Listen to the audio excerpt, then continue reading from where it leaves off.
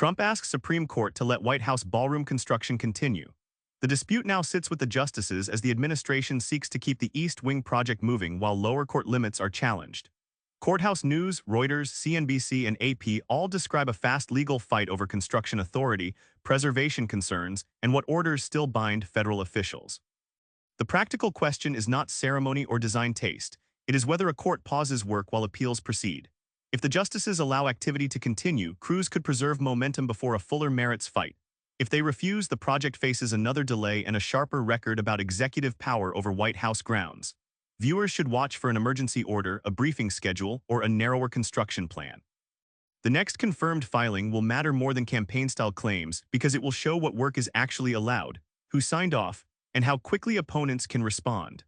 The record also intersects with preservation law, procurement oversight, and the public schedule for work inside a secure federal complex. AP's timing matters because emergency applications can move quickly, and a short unsigned order could decide whether crews stand down or continue while a fuller appeal develops. That means the paper trail, not rally language, should drive the public understanding of cost, timing, and authority. Magnitude 7.7 earthquake strikes off Indonesia's coast, killing at least 47. The quake hit a region used to seismic danger, but the scale of damage and the rising death toll turned the response into a national emergency. Reuters, NPR, AP, and The Guardian reported collapsed buildings, panic near the coast, and official efforts to account for people in hard-hit communities.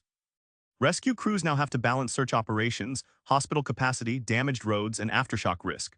The first casualty count may change as teams reach more villages and inspect unstable structures. Indonesia's disaster agency is the key source to watch because it can confirm missing person numbers, shelter needs, and weather warnings remain active. International aid may follow if local authorities request heavy equipment, medical supplies, or temporary housing. The next meaningful update is a verified government bulletin rather than dramatic footage, because that bulletin will tell families where help is going and what hazards remain.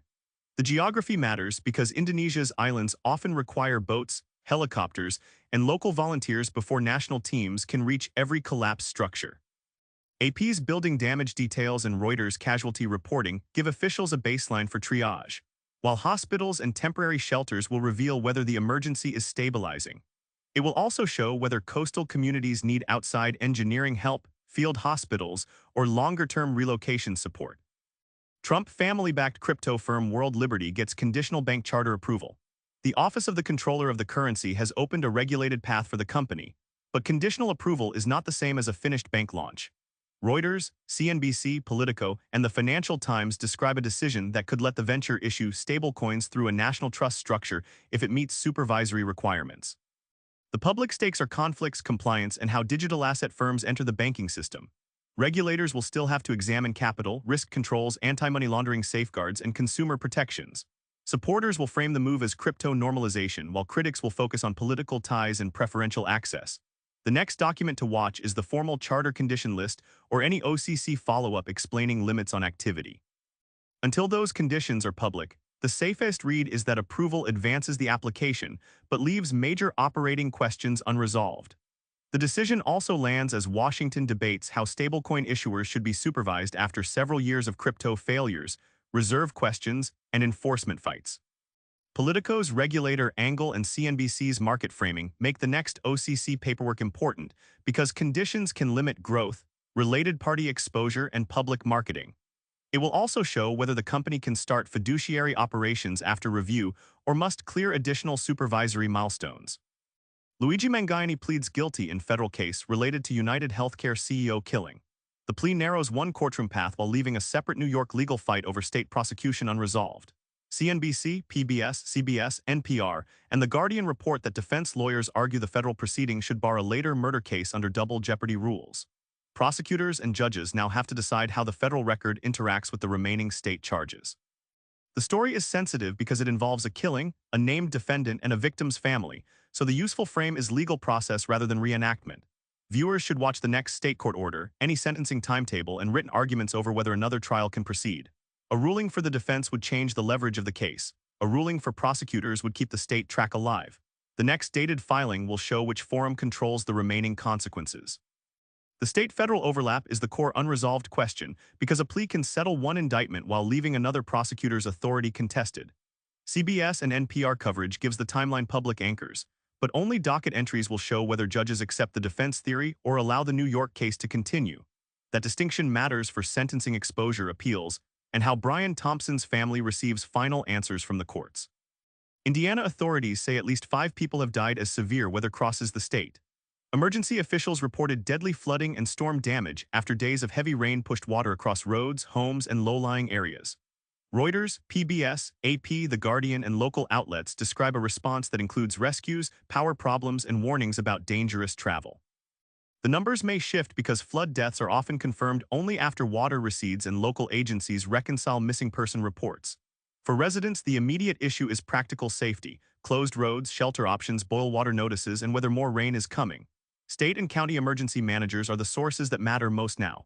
They can update the death toll, identify hardest-hit counties, and explain when cleanup crews can safely enter. Viewers should watch the next official briefing, not social posts from flooded streets, because verified guidance will decide evacuation zones, damage counts, and where recovery aid goes first. Indiana's emergency management chain also has to coordinate county road crews, state police, utility repairs, and shelters for residents displaced by water. AP's statewide framing and The Guardian's flood history context make the next county lists important because they can identify which bridges, river crossings, and neighborhoods remain unsafe. Those details also determine insurance claims, school closures, utility restoration, and which counties request state or federal support. 5 wounded in shooting at Virginia State University, suspect arrested. Police say an arrest followed the campus incident, while several people were recovering from injuries and investigators continued to reconstruct what happened. Al Jazeera, The Guardian, CBS, local Virginia outlets, and campus area reports describe lockdown concerns, student reaction, and a search that ended with a person in custody.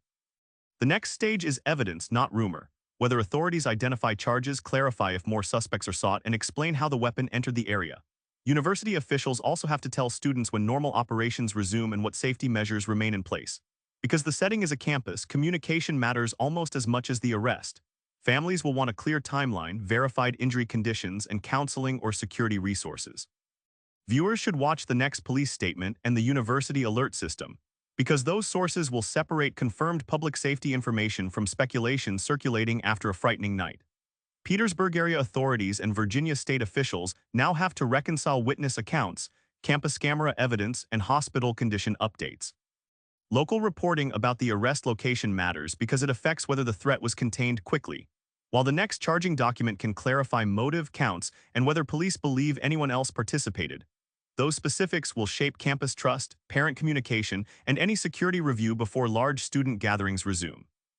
Deadly Indiana flooding continues after days of heavy rain.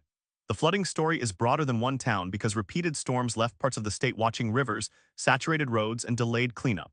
USA Today, CNN, News Nation, and regional reports describe water rising after multiple rounds of rain and emergency crews moving between rescue calls and damage checks. The key risk is that people return too quickly to roads, basements, or businesses that still have hidden hazards. A sunny break does not necessarily mean bridges are safe or that power systems have been inspected.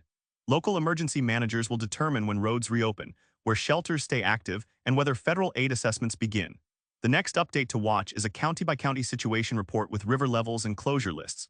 That kind of record will show whether the threat is easing or simply moving downstream, and it will matter more than isolated photos of standing water. The White River and nearby drainage systems make this more than a short thunderstorm cleanup, especially when saturated ground keeps water moving after rainfall ends. Regional reports from USA Today, CNN, and News Nation give separate checkpoints for rainfall, rescues, and damage. County closure maps will show the practical risk. Those records also determine debris removal, business reopening, insurance inspections, and whether state aid teams deploy. Live updates, latest from Israel, Iran, and the Middle East. The regional picture includes shipping pressure, diplomatic warnings, and fresh violence that could pull several governments into sharper confrontation. Reuters, AP, The Jerusalem Post, and South China Morning Post describe updates tied to Iran, Israel, Gulf aviation concerns, Lebanon, and wider security coordination. This is a moving file, so the most important distinction is between confirmed government statements and claims that have not been independently checked. Energy markets, airline routes, and military postures can all react before formal decisions are announced. Viewers should watch for named statements from foreign ministries, defense officials, shipping authorities, or international mediators.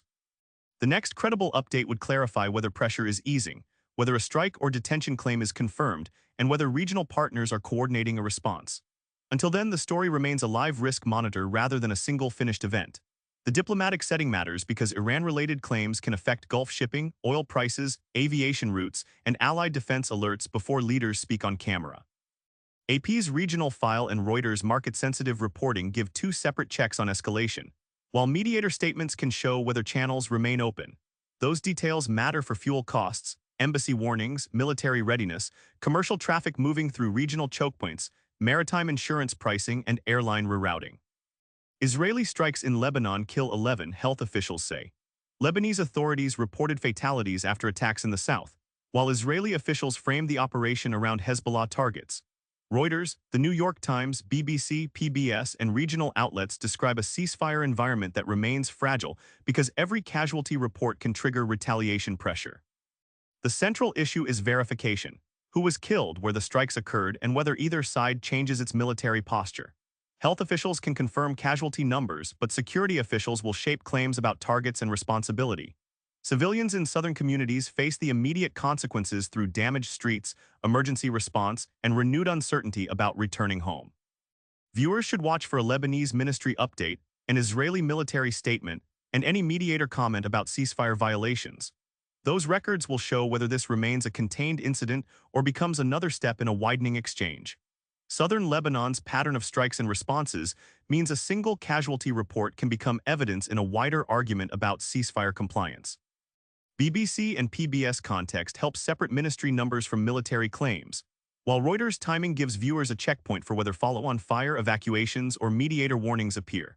Those records also matter for displaced families, emergency crews, border towns, hospital capacity, ambulance access, and the durability of outside diplomatic pressure.